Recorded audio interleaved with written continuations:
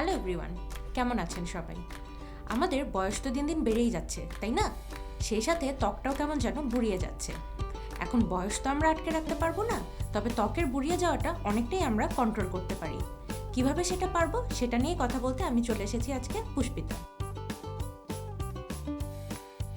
প্রথমেই আমরা সানস্ক্রিন নিয়ে কথা বলবো, কারণ আমাদের স্কিন এজিংয়ের একটা বড় কারণ হচ্ছে ইউভি রে বা আল্ট্রাভায়োলেট রে। সূর্যের এই অতিবেগুনি রশ্মি আমাদের স্কিনের লেয়ারের ভেতরে পৌঁছে আমাদের স্কিন সেলকে একদম ধ্বংস করে দেয়। এছাড়াও এই ইউভি রে স্কিনের কোলাজেন এবং ইলাস্টিন প্রোটিনগুলোকে নষ্ট করে স্কিনকে করে দেয় শ্যাগি। এছাড়াও মেস্তা, ফ্রেকেলস বা তিলের জন্য কিন্তু এই অতিবেগুনি রশ্মি দায়ী। তাই স্কিনকে সতেজ রাখতে হলে প্রতিদিন ঘর থেকে বের হওয়ার আগে সানস্ক্রিন ব্যবহার করাটা কিন্তু মাস্ট। সেকেন্ডলি, আমরা কথা বলবো স্কিনের ড্রাইনেস নিয়ে। 25-এর পরে আস্তে আস্তে স্কিনের কোলাজেনগুলো নষ্ট হতে থাকে, তাই স্কিন থেকে ময়েশ্চার বেরিয়ে স্কিন হয়ে যায় ডিহাইড্রেটেড এবং ড্রাই। সেজন্য আমাদের এমন কোনো প্রোডাক্ট ব্যবহার করা উচিত না যেটা আমাদের স্কিনকে আরও বেশি ড্রাই করে ফেলবে। সে কারণে আমাদের এমন কোনো ক্লিনজার ব্যবহার করা উচিত না যেটা স্কিনের ন্যাচারাল অয়েলকেও টোটালি ওয়াইপ আউট করে ফেলবে। এছাড়াও 25-এর পরে আমাদের পোরগুলোও কিন্তু দিন দিন বড় হতে থাকে, সে কারণে আমাদের স্কিন হয়ে যায় ডিহাইড্রেটেড।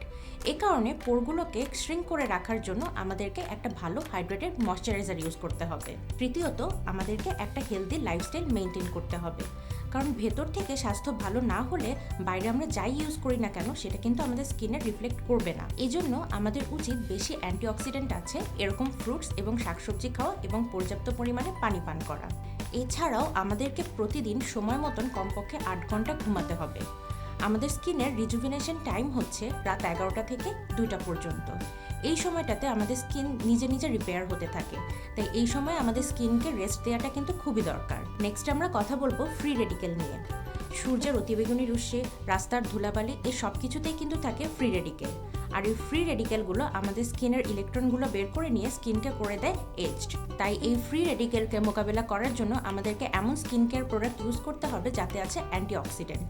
এমন কিছু স্কিন কেয়ার প্রোডাক্ট হচ্ছে vitamin C, vitamin E, hyaluronic acid, এসব। আমরা একটু আগেই বলেছি 25-এর পরে আস্তে আস্তে আমাদের কোলাজেন প্রোডাকশন কমতে থাকে, তাই কোলাজেন প্রোডাকশন বাড়িয়ে আমাদের স্কিনকে সঠিক শেপে রাখতে হলে রেগুলার ফেশিয়াল ম্যাসাজটাও কিন্তু খুবই জরুরি। এবার আমরা কথা বলবো টোনার এবং স্ক্রাব নিয়ে। আমরা আগেই বলেছি 25-এর পরে স্কিনের ড্রাইনেসটা যেহেতু বেড়ে যায়, তাই আমাদের এমন কোনো স্কিন কেয়ার প্রোডাক্ট ইউজ করা উচিত না যেটা আমাদের স্কিনকে আরও বেশি ড্রাই করে ফেলবে। ঠিক সেই কারণে আমরা এমন কোনো টোনার ইউজ করব না যাতে অ্যালকোহল আছে, কারণ অ্যালকোহল আমাদের স্কিনকে করে দেয় আগের থেকে আরও বেশি ড্রাই। তাই আজ থেকেই অ্যালকোহলের বদলে আমরা এমন টোনার ইউজ করব যাতে আছে হাইলুরোনিক অ্যাসিড, জিংসেন বা এই ধরনের অ্যান্টিঅক্সিডেন্টস। এইজিংয়ের সাইন দূর করতে আমরা এমন কিছুই করব না যেটা আমাদের স্কিনকে করে ফেলবে আরও বেশি শ্যাগি।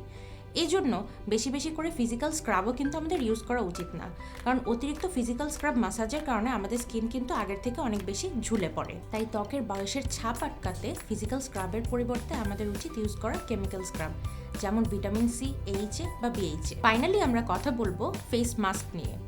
যেহেতু আমাদের বয়সটা চেঞ্জ হচ্ছে, তাই আমাদের ফেশিয়াল মাস্কগুলোও কিন্তু আগে যেগুলো ইউজ করতাম সেখান থেকে চেঞ্জ হওয়াটা জরুরি। আগে যারা অয়েল কন্ট্রোল করতে মুলতানি মাটি, চন্দন বা বিভিন্ন ধরনের ক্লে মাস্ক ইউজ করতেন, তাদের কিন্তু এখন এই ক্লে মাস্কগুলো ইউজ করা বন্ধ করে হাইড্রেটিং মাস্ক ইউজ করতে হবে।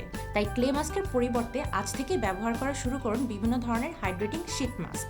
তাহলে এই ছিল আমাদের স্কিন এজিং দূর করার জন্য যত টিপস অ্যান্ড ট্রিক্স। আর কি বিষয়ে আমাদের কাছ থেকে জানতে চান জানাতে ভুলবেন না। আজ এ পর্যন্তই, সবাই ভালো থাকবেন, বাই।